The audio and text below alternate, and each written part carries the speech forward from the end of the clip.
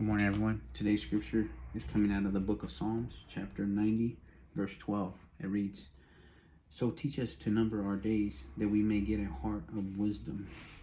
I particularly like this scripture because oftentimes we find ourselves chasing after or pursuing things that have no value. Like what Ecclesiastes says, chasing after the wind, vanity of vanities. And so here the psalmist is pleading with God that he may learn to number his days, that we only have a limited time on this earth. And so make the most of that life. And I remember the scripture coming into perspective when I was part of hospice in prison. And hospice allowed me to really learn some lessons from those who were dying. And what I realized is that the things that they had pursued at one time, and here these are men who were on their deathbed, who were terminally ill, and their days were actually limited. And so sitting there with them and just being present and hearing from them a lot of the things that kind of weighed on their heart, all of them were focused on family. And much of their regret was how they took for granted a lot of those blessings like family, friends, children. And not one of them was talking about how much money that they had, or they wish they would have done this, or nothing that had to do with material possessions. It was all about the relationships that they failed to appreciate. So for me, it was like, well, why not live life like that now? And it takes me back to this scripture where the psalmist is asking God, "So teach us to number our days, that we may get a heart of wisdom." So to number my days is to know that, I only have so much time on this earth.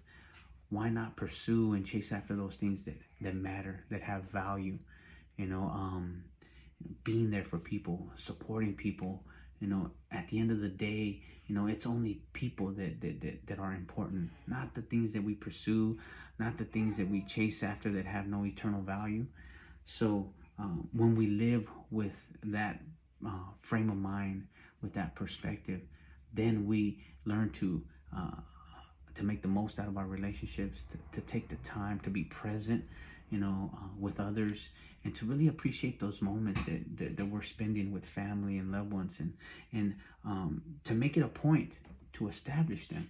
We can get lost in working all day of the week, and yes, we have a big, beautiful house, but we never even get to enjoy it with our loved ones. Or we could be chasing all, trying to get rich and trying to make all this money, and neglecting the most important thing, which is our children, or our wife, or people at home, or people that need us the most.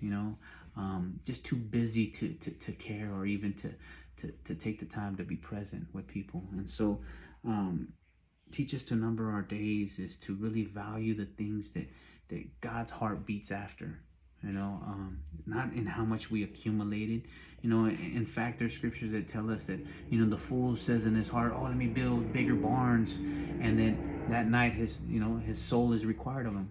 So it was vanity, chasing after the wind. And so, I get it. We have to work and we have to support our family, but never lose sight of what's important.